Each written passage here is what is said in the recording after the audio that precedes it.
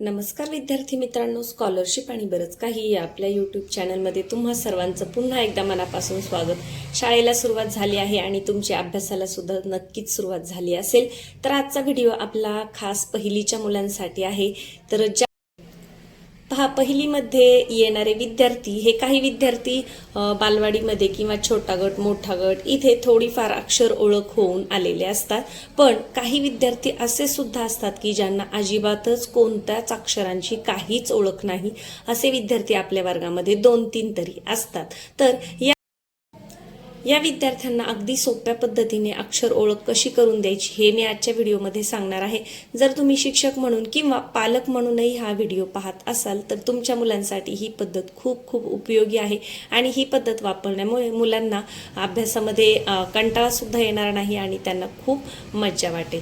चला तर मग पहा, आता इयत्ता पहिलीसाठी ज्या विद्यार्थ्यांना अजिबातच अक्षर ओळख नाही तर त्यांना एक एक अक्षर गिरवायला आणि लगेच हा हा आ असं या पद्धतीने न देता चित्रांमधून आपण सुरुवातीला त्यांना अक्षर ओळख करून देणार आहोत. तर पहिली जी पायरी आहे अक्षर ओळखची ती आहे चित्र वाचन. तर तुम्हाला काय करायचे, वेगवेगळी जी चित्र आहेत याचा वापर करायचे. आता बालमित्रचं पुस्तक तर सगळ्यांकडे असतंच, बाजारामध्ये अगदी सहज उपलब्ध आहे किंवा तुमच्याकडे जेही शैक्षणिक साहित्य असेल त्याच्यावरची जी सोपी सोपी चित्र आहेत ती तुम्हाला मुलांना दाखवायची आहेत आणि सुरुवातीला फक्त चित्रांचं नाव त्यांना ओळखायला लावायचं आहे. आता इथं उदाहरण म्हणून मी तुम्हाला ज्यांना काणे मात्रे वेलांटी नाही अशी चित्र मी तुम्हाला दाखवणार आहे. तर पहा, समजा हे चित्र आहे तर मुलांना आपण विचारायचं हे काय आहे. चित्र पाहून मुलं अगदी सहज सांगतात घर. मग सोपे सोपे शब्द तुम्ही घ्या. घर आहे, यानंतर इथे पहा गवत आहे, इथे काय आहे कप आहे, त्यानंतर इथे पहा काय आहे चमचा आहे. तर या पद्धतीने तुम्ही 2-3 चित्र किंवा 4-5 चित्र मुलांना दाखवू शकता आणि त्यांना प्रत्येकाला अगदी वैयक्तिक विचारायचे काय आहे. म्हणून मुलांना या पद्धतीने घेतल्यावर अभ्यासाचा अजिबातही कंटाळा येत नाही. तर सोपी बिना कान्या मात्रेचे जी शब्द आहेत ती चित्र तुम्ही घ्यायची आहेत. तुम्हाला तुमच्या पुस्तकामध्ये किंवा इतरही अनेक पुस्तकांमध्ये ही चित्र सहज उपलब्ध होतात. तर पहिली पायरी आहे चित्र वाचन. तर तुम्हाला फक्त चित्र दाखवायचे आणि विचारायचे हे काय आहे, यांनी हे वाचलंच पाहिजे असा आग्रह नाही किंवा हे त्यांच्याकडून लगेच म्हणून घ्यायचं नाही. तर पहा काय आहे घर, काय आहे गवत, काय आहे खण, यानंतर काय आहे इथे कप.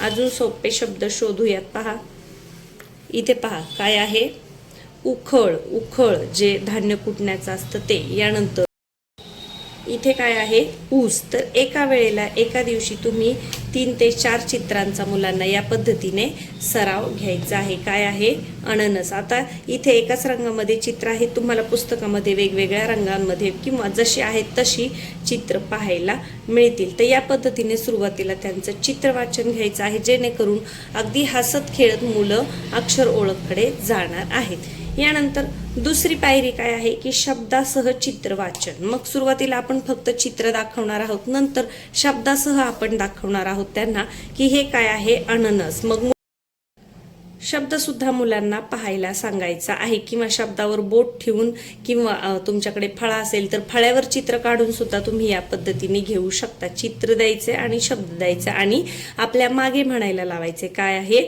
अननस, काय आहे अननस. यानंतर त्याच पद्धतीने कापाचं चित्र तुम्ही काढू शकता किंवा दाखवू शकता आणि इथे तुम्ही पट्टी किंवा काठी जे काही असेल ते ठेवून सांगू शकता हे काय आहे कप, कप, कप. यानंतर पहा गवत, घर.